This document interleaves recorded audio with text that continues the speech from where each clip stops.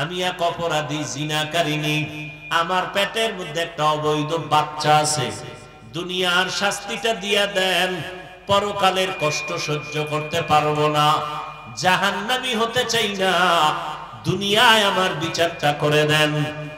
জিনাকারিনী মহিলা গর্ভের মধ্যে বাচ্চা নিয়ে দাঁড়ায় গেল। ওমর বলে, জল্লাদ রেডি হইয়া যাও এই নারীর বিচারের জন্য। হযরত আলী বললেন, খলিফাতুল মুসলিমিন, আপনি এমন আদেশ দিবেন না অসতর্কতার কারণে না জানিয়া বারবে ইনসাফি হয়ে যায়। বলে, তা কেমন?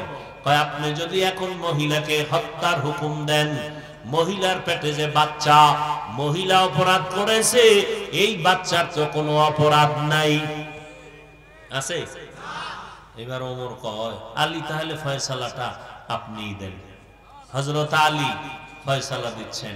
এই আম্মা জান, নির্বিঘ্নে নিশ্চিন্তায় বাড়ি চলে যান, বাড়ি যাইয়া আরামে খাবেন, ঘুমাবেন, কোনো পেরেশানি করবেন না, বিন্দু থেকে বিন্দু পেরেশানি করবেন না। বাচ্চাটা দুনিয়াতে আসার ব্যবস্থা হবে, দুনিয়াতে আসার পর বাচ্চাটারে লালন পালন করায় বড় বানাবেন। এক পর্যায়ে নিজের পায়ে যখন দাঁড়াবে, তখন আপনি আদালতে আসবেন, আপনার বাচ্চা স্বয়ং সম্পূর্ণভাবে চলতে পারবে, একা আপনার বিচার করা হবে, বাচ্চার উপরে কোনো বেইনসাফি হবে না। ওমরে ফারুক রাদিয়াল্লাহু আনহু তৎক্ষণাৎ কয়, লাউলা আলিউল্লাহ লাকা ওমর, ও আলী, আজকে যদি তুমি এই জায়গায় না হইতা, না জানি আমি বেইনসাফি করেই ফেলতাম, আর আল্লাহ বুঝি আমাকে ধরিয়েই ফেলতেন। আল্লাহ এত জ্ঞান আলীকে দান করেছেন। ওই আলীকে এক পর্যায়ে রহমতের নবী, নবীর কলিজা ফাতেমা রাদিয়াল্লাহু আনহা, চারজন কন্যার ছোট্ট কন্যা ফাতেমা রাদিয়াল্লাহু, আরে কথা কয় না, নারীদের বেলায় রাদিয়াল্লাহু আনহা, পুরুষের বেলায় রাদিয়াল্লাহু আনহু, এটা একজন। আর যদি দুইজন হয়, নারীদের বেলায় আনহুন্না, পুরুষের বেলায় আনহুমা, অথবা বেশি হলে আরো আনহুম, রাদিয়াল্লাহু আনহুম। ফাতেমা রাদিয়াল্লাহু আনহা নবীর কলিজা, চারজন কন্যা, অতি আদরের ফাতেমা রাদিয়াল্লাহু আনহা। এক সময় নবীজি ফাতেমার বিবাহের ব্যবস্থা আলীকে করে দিলেন, আলীর জন্য নবী ফাতেমাকে দিয়ে দিলেন। দুইজনের দাম্পত্য জীবন সুন্দরভাবে পরিচালনা করতেছেন। সেই আলী একদিন বলেন, আমি কোথাও থেকে রহমতের নবীর দরবারে আসলাম, মসজিদে নববীতে ঢুকলাম, দেখি নবী বসে আছেন। কোন দিক দিয়ে কথাটা আনছিলাম মনে আছে? ভালো মা কই পাবেন ভালো মা? হযরত আলী বলেন, আমি ঢুকলাম, দেখতেছি সাহাবায়ে কেরাম নবীর সামনে বসা, নবীও পেরেশান, একটা প্রশ্নের জবাব চাইতেছেন, কেউ দিতে পারতেছেন না। প্রশ্নটা হলো, এই জমিনে নারীদের জন্য শ্রেষ্ঠ গুণের নাম কি? কোন গুণটা শ্রেষ্ঠ নারীর জন্য? নবী প্রশ্ন করলেন, সাহাবায়ে কেরামরাও চিন্তায় পড়ে গেলেন। হযরত আলী বললেন, আমি ঢুকলাম, কিছুক্ষণ অপেক্ষা করার পর আমি ঘর, রহমতের নবীর ঘর থেকে বের হইয়া ডাইরেক্ট আমার ঘরে রওয়ানা। আমার ঘরের দরওয়াজায় গিয়া প্রথম আমি সালাম দিলাম, আসসালামু আলাইকুম ইয়া আহলাল বাইত। ঘরওয়ালারা শুনি ও এজাজত চাই, অনুমতি চাই সালাম দিয়া, না ফট করে লাথি মারবেন? দরজা খোল, খোলো কয় না, যে দরজায় ধাক্কা দিছে, খোলে নাই, গালাগালি শুরু। রাসূলের সুন্নাত আদর্শ কত স্মার্ট, কতটা স্পর্শকাতর। ইসলামের মতো শান্তি আর সহজ ধর্ম পৃথিবীতে আর একটাও নেই। অন্যগুলো কঠিন আর কঠিন আর কঠিন, ইসলাম হলো সহজ। আল্লাহর বিধান নামাজ কায়েম করা, আল্লাহর বিধান পর্দা রক্ষা করা, আল্লাহর বিধান ধনীদের জন্য যাকাত প্রদান করা, সামর্থ্যবানদের জন্য হজ করা, এগুলো যেমন পবিত্র বিধান, জিহাদও একটা বিধান। জিহাদ কেন? হাদিস শরীফে আল্লাহর রাসূল বলেন, আল জিহাদু মাজিন ইলা ইয়াউমিল কিয়ামা। এই আপনারা বয়ান শুরু হয় না, উঠা বসা শুরু করলেন কেন? কি এক বদভ্যাস! আপনি বসার টাইম কম থাকলে আপনি ঢুকলেন কেন? আপনি বাহিরে দাঁড়ায় শুনতেন, ফাঁকে ফাঁকে আপনি আপনার জরুরত সারতেন। এখানে বসছেন, কত আলেমরা বসে আছেন, কত মুরব্বীরা বসে আছেন, এদেরকে ডেঙ্গিয়ে বের হওয়ার উদ্দেশ্য তো ভালো না। ধৈর্যের সাথে বসেন কিছুক্ষণ, আমিও বেশি রাত করব না। আল্লাহ আমাদের সবাইকে তৌফিক দান করে। জিহাদ একটা আল্লাহর পবিত্র বলেন বিধান।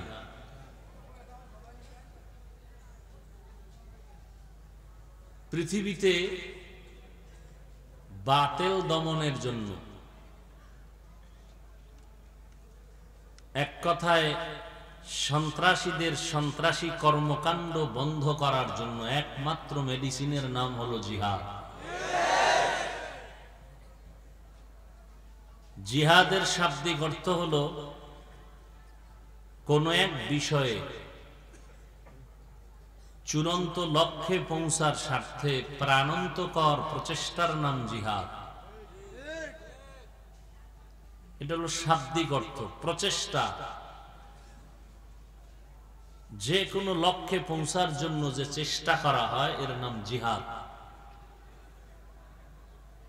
আর ইসলামের পরিভাষায় জিহাদ বলা হয় একামতে দ্বীনের জন্য, দ্বীন কায়েমের জন্য। যেই চেষ্টা সাধনা জান মাল আর ত্যাগের বিনিময়ে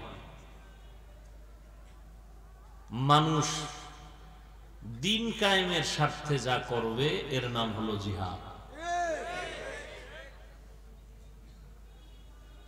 এটা কখনো মালের দ্বারা, কখনো জানের দ্বারা।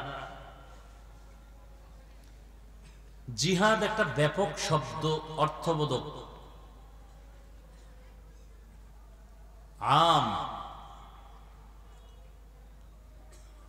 দাওয়াত এটাও জিহাদের অন্তর্ভুক্ত। তাবলীগ, তালিম, জবানের দ্বারা দ্বীন প্রচার করা এটাও জিহাদের অন্তর্ভুক্ত। কলমের দ্বারা দ্বীনের প্রচার করা এটাও জিহাদের অন্তর্ভুক্ত। তবে জিহাদের চূড়ান্ত একটি পর্যায়ে যখন যাবে, যেটাকে বলে জিহাদ বিসাইফ, তরবারির দ্বারা সশস্ত্র যুদ্ধ, অমুসলিমদের বিরুদ্ধে ইসলামের স্বার্থে যেই লড়াই করা হয়, এটা হলো জিহাদের সর্বোচ্চ চূড়ান্ত পর্যায়।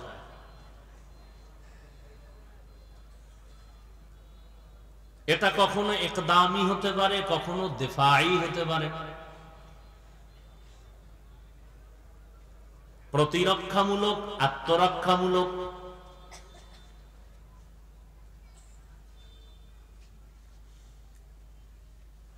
এটার বিশেষ একটি নাম কোরআনে কারিমে আছে, যার নাম কেতাল।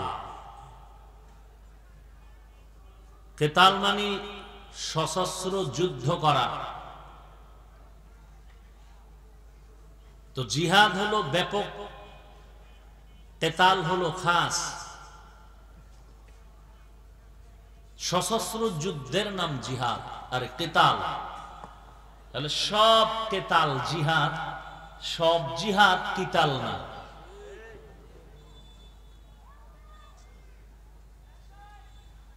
আমার রসুলের জিন্দেগি গোটা পৃথিবীর উম্মতের জন্য একটা আদর্শ মডেল। কিয়ামত পর্যন্ত রসুল হলেন উম্মতের রুহানি ডাক্তার।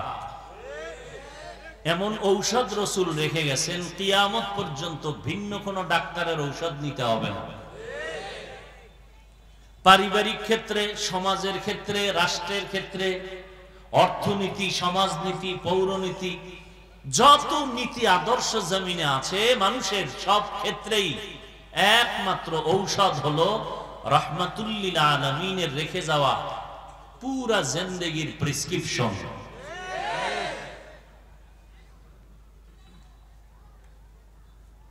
আল্লাহ আমাদের বুঝার তৌফিক দান করেন। তাহলে অস্ত্র নিয়ে যুদ্ধ করা, এটার নাম কেতাল। জিহাদের একটা চূড়ান্ত পর্যায়, স্থানকাল পাত্র ভেদে, প্রয়োজন অনুযায়ী। আর অস্ত্র ছাড়া যুদ্ধ, এটাও জিহাদ।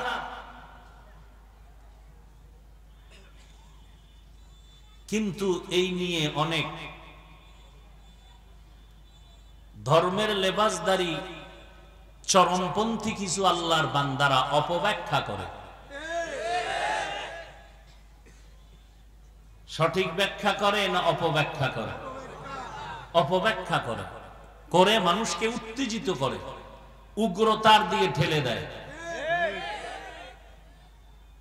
পৃথিবীর সমস্ত সন্ত্রাসীদের সন্ত্রাসী কর্মকাণ্ড বন্ধের জন্য জিহাদ।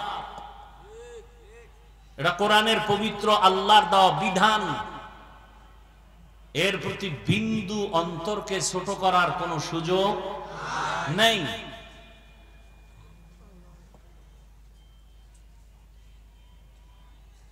কিন্তু এর অপব্যাখ্যা যদি কেউ দেয়, তাহলে এটা কখনো মেনে নেওয়া যাবে না, সমর্থন করা যাবে। বাংলাদেশে কয়টা জেলা আছে? একযোগে এই জেলার মধ্যে আত্মঘাতী বোমা হামলা, এটার নাম জিহাদ। কি ওলামায়ে কেরাম কথা বলেন? আত্মঘাতী বোমা হামলার নাম জিহাদ। জিএমবিরা জঙ্গি হামলা করছে, এর নাম জিহাদ। আইএস এর অপতৎপরতা, এগুলোর নাম জিহাদ।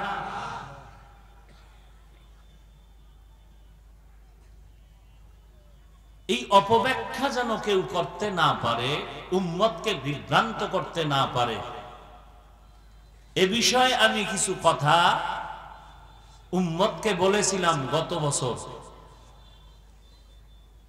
এটাকে নিয়ে অনেক কেউ ডানে কেউ বামে, যে যেদিকে বুঝছে ওদিকে দৌড়াচ্ছে।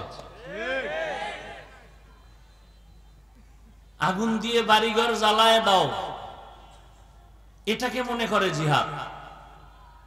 আমি বলছিলাম জ্বালাও পোড়াও, এর নাম জিহাদ না। উগ্রতার দিকে মানুষকে উদ্বুদ্ধ করার নাম জিহাদ না। কথায় কথায় পিডাপিডি করবা আর বলবা এটা জিহাদ, এর নাম জিহাদ না। হাটহাজারী মাদ্রাসার উপরে যদি কেউ হামলা করে আর বলে জিহাদ, এটা জিহাদ না। হাটহাজারীর হুজুরের রুমের উপরে যদি কেউ হামলা করে আর যদি চালায় দেয় জিহাদ, না, এটা জিহাদ না, এটা বেয়াদবি। বড় বড় আল্লাহওয়ালাদের বিরুদ্ধে কলম ধরা, বিরোধিতা করা, উম্মতের মাঝে প্রপাগান্ডা ছড়ানো, এটা জিহাদ না, এটা বেয়াদবি। আল্লাহ বুঝার তৌফিক দান করেন। আমি এই কথাগুলো বুঝাইতে চেয়েছিলাম যে অনেকে মনে করে জ্বালাও পোড়াও এটাই জিহাদ, অনেকে বলে পিটাপিটি লাগাও এটাই জিহাদ, কাটাকাটি করো, মানুষ হত্যা করো, বোমাবাজি করো। আমি এগুলোর প্রতিবাদ করেছিলাম যে জিহাদ মানি জ্বালাও পোড়াও না, জিহাদ মানি উগ্রতা না, রসুল যেই সিস্টেমে জিহাদের নিয়ম শিখাইছেন, কলমের মাধ্যমে হোক, দাওয়াতের মাধ্যমে হোক, জবানের মাধ্যমে হোক, পর্যায়ক্রমে তরবারির ক্ষেত্রে সশস্ত্র যুদ্ধের প্রয়োজন হলে তাৎক্ষণিকভাবে স্থানকাল পাত্র বেঁধে অস্ত্র নিয়ে যুদ্ধ করবে কাফের বেঈমানের মোকাবেলায়, অমুসলিমদের মোকাবেলায়। সেটা হবে কেতাল। পর্যায়ক্রমে দেফাই হোক, একদামি হোক, আত্মরক্ষামূলক হোক, আক্রমণমূলক, প্রতিরক্ষামূলক, বাতিলরা আক্রমণ করবে, না হয় না করুক। কোন অমুসলিম রাষ্ট্রে ইসলামের দাওয়াত দিবে মুসলমান, দিন বিজয়ের জন্য কেউ যদি বাধা প্রদান করে, সেই ক্ষেত্রে মুসলমান যুদ্ধের জন্য তৈরি হবে ইসলাম প্রতিষ্ঠার ক্ষেত্রে। লিউযহিরাহু আলাদ-দীনি কুল্লি। আমি কোন একটা পয়েন্টকে অস্বীকার করি নাই, কিন্তু জিহাদ শব্দ বইলে যারা জ্বালাও পোড়াও, কাটাকাটি করো, মারামারি করো, উগ্রতার দিকে উম্মতকে উদ্বুদ্ধ করে, এই কথাগুলো বলছিলাম। জিহাদ এই শব্দ দিয়ে তো নয়। আমার রসুলের জিহাদ পবিত্র নাকি অপবিত্র? পবিত্র, কোন সন্দেহ? পৃথিবীর সমস্ত সন্ত্রাসীদের সন্ত্রাসী কর্মকাণ্ড বন্ধের একমাত্র হাতিয়ারের নাম জিহাদ। এটাকে অস্বীকার করার কোন সুযোগ আছে কোন মুমিনের? কোন মুমিনের সুযোগ নেই। হ্যাঁ, বলতে গিয়া বলার ভঙ্গি, বাচন ভঙ্গি, উপস্থাপনা সেটা একটু ভিন্ন হতে পারে, ভাষাগত দিক থেকে ভুল হতে পারে। আমি আমার আঞ্চলিক লাইনের কথায় বলি, চট্টগ্রাম ওয়ালারা তাদের আঞ্চলিক ভাষায় বয়ান করেন, সেটা হতে পারে। সেই ভুলের জন্য আমি ক্ষমা প্রার্থী আল্লাহর কাছে সর্বাবস্থায়। এমন কোন বয়ান আছে যে মোনাজাতে আল্লাহর কাছে ক্ষমা চাই না, যে আল্লাহ আজকের বয়ানে যত ভুল হয়েছে তুমি মাফ করে দাও? বলি না? আপনাদের কাছে বলি না? কষ্ট পাইলে, ভুল হয়ে থাকলে আল্লাহর ওয়াস্তে ক্ষমা করবেন বলি না? ভুল হতেই পারে। দেখেন না ইদানিং কালে আমরা তো বাচ্চা মানুষ বলতে গেলে, মুরব্বীরা ইদানিং কালে স্টেজে উঠে যে কিছু উপস্থাপনা, কথাবার্তা বলতেছেন, তা আমাদের তো আরো ভুল হওয়া স্বাভাবিক। তবে অন্তরের উদ্দেশ্য তো দেখে আল্লাহ বিচার করবেন। আল্লাহ তো উপরের শব্দ দেখে বিচার করবেন না, আমার অন্তরের কি হালাত। এক আল্লাহর বান্দা বলছেন, আল্লাহ খুব আবেগে, তুমি আমার গোলাম, আমি তোমার রব। তুমি আমার গোলাম, আমি তোমার রব। এটা তার, আল্লাহ তো এটাকে ধরেন নাই। তারপরও আমরা মানুষ, ভাষাগত দিক থেকে, উপস্থাপনার দিক থেকে এক একজনের এক এক সিস্টেম। উদ্দেশ্যের মধ্যে তো কোনো গাফলতি নেই।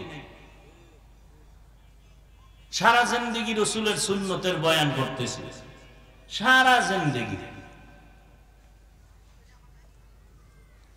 এটাকে নিয়ে উল্টা পাল্টা যারা মন্তব্য করবেন,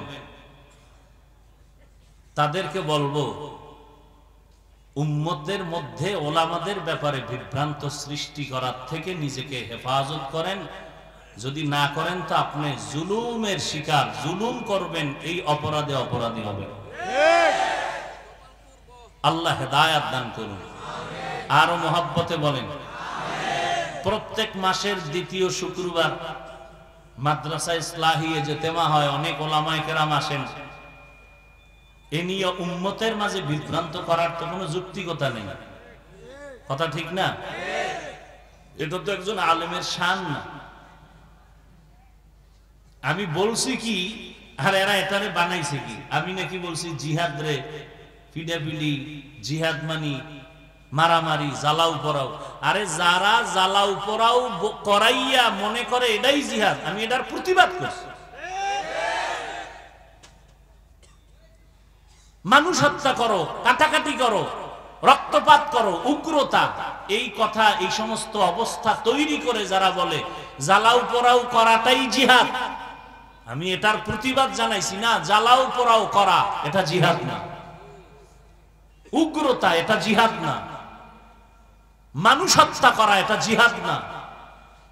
রাসূলের পবিত্র জিহাদ, আল্লাহর বিধান কোরআনের, এটা পবিত্র থাকবে কিয়ামত পর্যন্ত, এক সেকেন্ডের জন্য অপবিত্র হবে না, বন্ধ হবে না।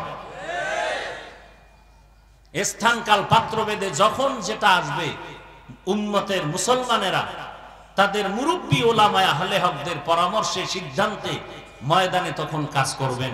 সশস্ত্র যুদ্ধের প্রয়োজন হলে ময়দানে নেমে যাবেন। এখন যদি আমাদের সরকার অনুমতি দেন, আমরা জান নিয়ে, যা আছে তা নিয়ে ইসরায়েলের বিরুদ্ধে ফিলিস্তিনের ময়দানে হাজির হয়ে যাব। কারণ রাসূল বলেছেন, জিহাদের তামান্না যার অন্তরে থাকবে না, তার মউত নেফাকি মউত হবে। আল্লাহ হেদায়েত দান করুন।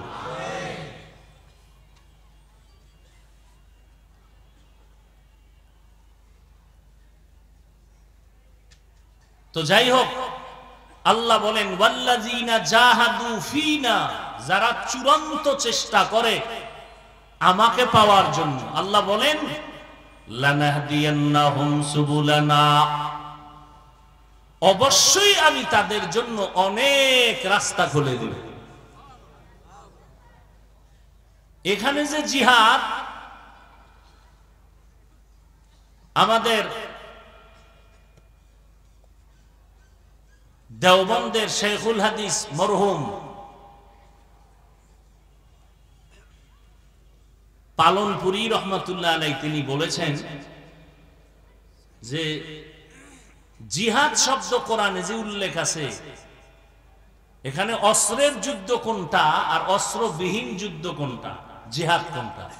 বলে যেখানে জিহাদ শব্দের সাথে ফি সাবিলিল্লাহ উল্লেখ আছে সেটা হলো অস্ত্রের যুদ্ধ, আর যেখানে ফিনা ফিল্লাহ সেটা হলো আম যুদ্ধ, জিহাদ, যেটাকে বললাম জিহাদ বিল কলম, জিহাদ বিল লিসান, জিহাদ বিল ইয়াদ, জিহাদ বিল লিসান, জবানের দ্বারা জিহাদ। আমাদের আকীদা ধর্মীয় লাইনে, ইসলামের লাইনে সম্পূর্ণ আহলে হক দেওবন্দীদের আকীদারই আমরা অনুসরণ করে চলি, এতে কোনো সন্দেহ নাই। দাওয়াত ও তাবলীগের লাইনে যারা খেদমত করেন, আহলে হক পীর মাশায়েখ যারা খানেকার মাধ্যমে খেদমত করেন, কেউ যদি মনে করেন এরা জিহাদ বিরোধী, আমি বলবো আপনার এই কথাটা জিহাদের অপব্যাখ্যা। তাবলীগওয়ালারা জিহাদ বিরোধী বলেন? আহলে হক পীর মাশায়েখ জিহাদ বিরোধী? অতএব আমার ব্যাপারে মাসআলাগত, আকীদাগত এই সিদ্ধান্ত, এটাই আমার মত। আহলে হক দেওবন্দি যারা আহলে হক, দেওবন্দীদের মাসলাক, তাদের আকীদা, তাদের অনুসরণই আমরা চলি।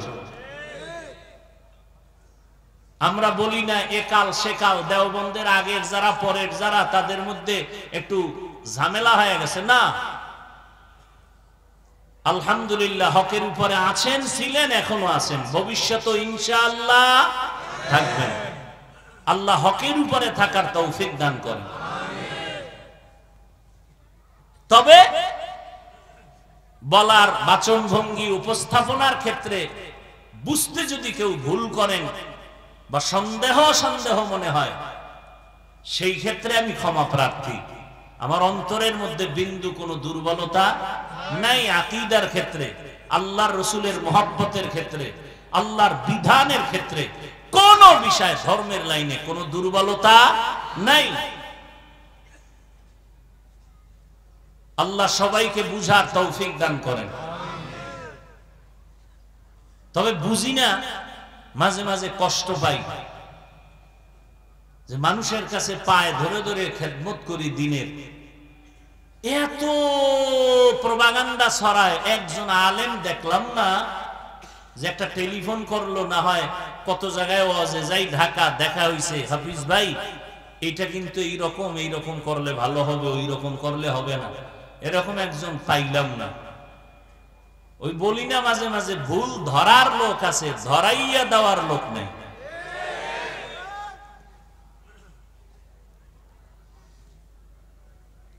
একদল মানুষ লেগেই আছে এই প্রপাগান্ডা ছড়ানোর পেছনে। তো আলহামদুলিল্লাহ নিয়ে কোনো পেরেশানি করি না। তুই 1 বছর আগের বয়ান, এটা নিয়ে এখন এত প্রপাগান্ডা ছড়ানোর বিষয় পেছনে সার্থক কি? আল্লাহু আ'লাম।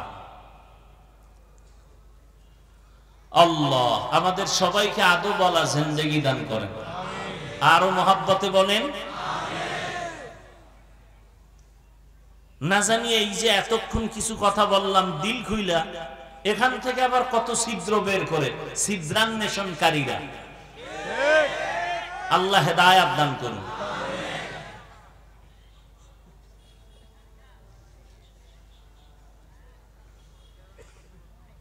তো যারা আল্লাহ পাওয়ার জন্য চেষ্টা করে, আল্লাহ বলেন আমি তাদের জন্য রাস্তা খুলে দেই অনেক, না একটা, অনেক। ওয়াল্লাযীনা জাহাদু ফীনা লানাহদিয়ান্নাহুম সুবুলানা ওয়া ইন্নাল্লাহা লামাআল মুহসিনিন।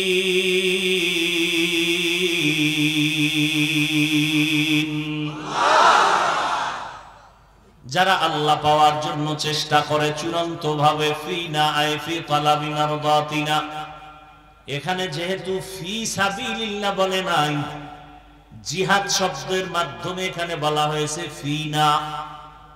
এখানে উদ্দেশ্য হলো মুজাহাদা। কি হবে? মুজাহাদা, আল্লাহ পাওয়ার চেষ্টা করা। সেটা আপনি যে লাইনে খুঁজেন, যে লাইনে চেষ্টা করেন, পীর মুরিদির লাইনে চেষ্টা করেন, দাওয়াত ও তাবলীগের লাইনে চেষ্টা করেন, মাদ্রাসার লাইনে চেষ্টা করেন, যে কোনো চেষ্টা এর নাম মুজাহাদা, প্রচেষ্টা চালানো। কাকে পাওয়ার জন্য? আল্লাহ পাওয়ার জন্য মুজাহাদা করে। আল্লাহ বলেন আমি একটা রাস্তা খুলি না, অনেক রাস্তা খুলে দেই। ওয়া ইন্নাল্লাহা লামাআল মুহসিনিন, এবং আমি আল্লাহ যারা ন্যায়পরায়ণ মুহসিন, আমি তাদের সাথেই থাকি। তাহলে বান্দার কাজ হলো চেষ্টা করা। বান্দার কাজ কি? পূরণ কে করবেন? আস-সা'য়ু মিন্নি ওয়াল ইতমামু মিনাল্লাহ। বান্দা তুমি চেষ্টা করো, আমি আল্লাহ পূর্ণতা তোমাকে দান করব। তোমার চেষ্টা হবে 1 বিঘা, আমার রহমত তোমার দিকে আগাবে 1 হাত। সুবহানাল্লাহ। তোমার চেষ্টা হবে 1 হাত, আল্লাহ বলেন আমার রহমত তোমার দিকে আগায় যাবে 2 হাত। তুমি যখন হেঁটে হেঁটে আগাইবা, আমার রহমত তোমার দিকে দ্রুত গতিতে দৌড়াবে। আয় বেরাদার দূরে বাসা জিয়ারে বদ, ইয়ারে বদ বদ তরবুয়াদ মারে বদ তন হাতুরা বার জানাত, ইয়ারে বদ বার জানে ঈমানত জানাত, ইয়ারে বদ আরদ তুরা সোয়ে জাহিম, यारे नेकू गिरता या बिनाईम। বান্দা তুমি চেষ্টা চালায় যাও। বলে চেষ্টা কেমনে করব? সন্তান লাইনে নাই, আব্বা জানকে বললে বলে চেষ্টা করেছি পারি না, বলে না? বলে না। স্ত্রী লাইনে নাই, স্বামী বলে চেষ্টা করেছি পারি না। ছাত্র লাইনে নাই, উস্তাদ বলে চেষ্টা করেছি পারি না। বলে চেষ্টা কেমন করেছো? এই আব্বা আম্মা জানেরা, সন্তানের বেলায় চেষ্টা কাকে কয়? 1 নাম্বার সন্তানটারে যদি লাইনের আদর্শওয়ালা রেখে যেতে চান, মদিনার লাইনে রেখে যেতে চান, প্রথম চেষ্টার সিঁড়ি হলো ভালো একটা মা ঘরের মধ্যে নিতে হবে। ভালো মা কই পাইবেন? ইডেন কলেজে।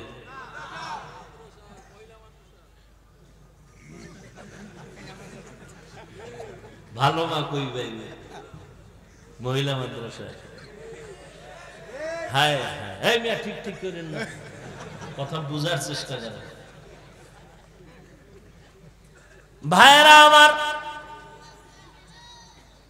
ভালো একজন মা ঘরের মধ্যে নিবেন, কারণ গাছ ভালো হলে ফল ভালো হবে, মা ভালো হলে সন্তানও। এখন মা ভালো কেমনে বুঝবেন? তার মাপকাঠি কি? একজন মা ভালো বলবো?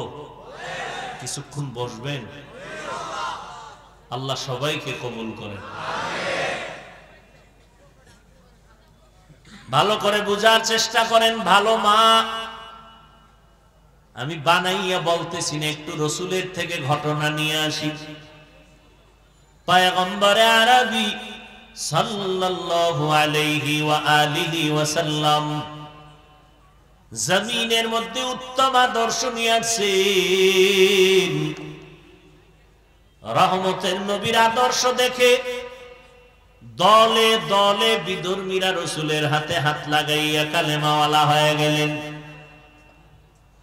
নবী আমার এমন আদর্শ দিয়া গোটা দুনিয়া আলোকিত করেছেন।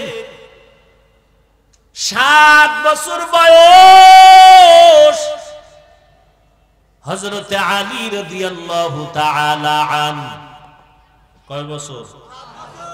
7 বছর থেকে 12 এর মধ্যে, কেউ বলেন 8, কেউ বলেন 10, কেউ বলে 7।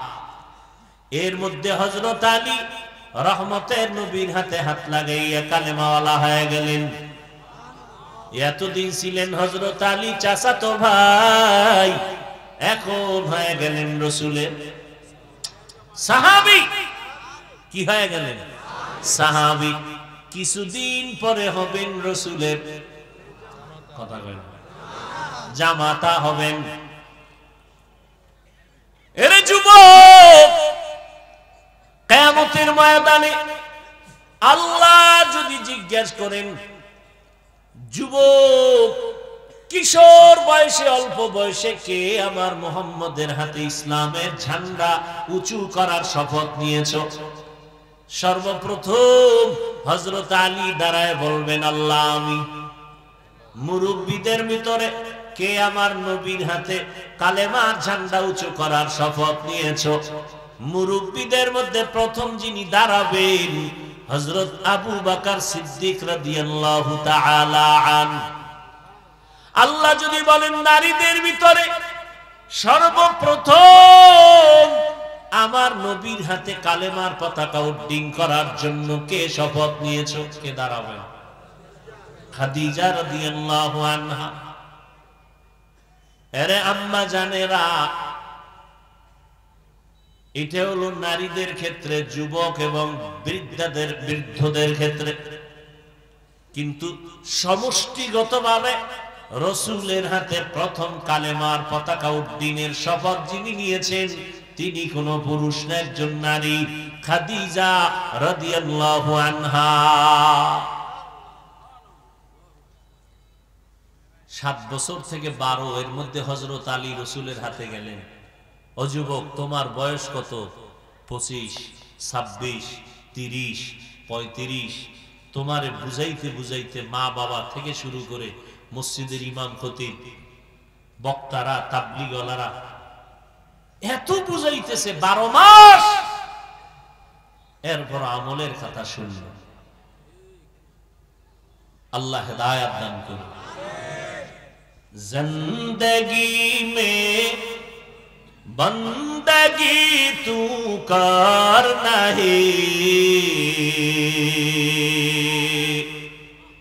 जिंदगी में बंदगी तू कर नहीं,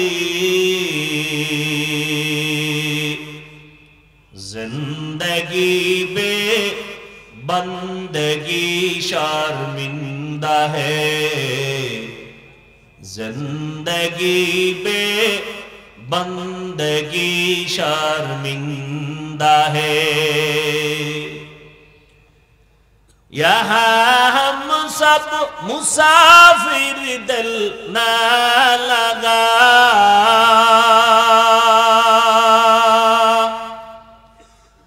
अहले दिल की नजर से रूह करता जा,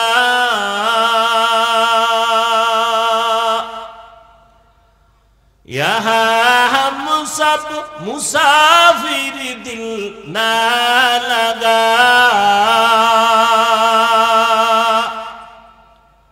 अहले दिल की नजर से रूह करता जा। शाह दौलत सब फकीर गर नेक ने है, शाह दौलत सब फकीर गर नेक ने है। जिंदगी में बंदगी तू कर नहीं, जिंदगी बे बंदगी शर्मिंदा है, जिंदगी बे बंदगी शर्मिंदा है। এরে যুবক আল্লাহর গোলাম 7 বছর থেকে 12 এর মধ্যেই হযরত আলী নবীর হাতে কালেমা পড়ে মুসলমান। এতদিন ছিলেন চাচাতো ভাই, এখন হয়ে গেলেন পয়গম্বরের সাহাবী। নবীর নজর এমন লাগাই লাগছে, আল্লাহ নবী হযরত আলীর জন্য কলিজা ভরে দোয়া করলেন, আনা দারুল হিকমা ওয়া আলিয়ুন বাবুহা, আমি মুহাম্মদ ইলম ও হিকমতের ঘর, আর ওই ইলম ও হিকমতের ঘরের দরওয়াজা হলো আমার সাহাবী আলী। আল্লাহ এমন জ্ঞানী দিছিলেন, এমন ইলম হযরত আলীকে দিছিলেন।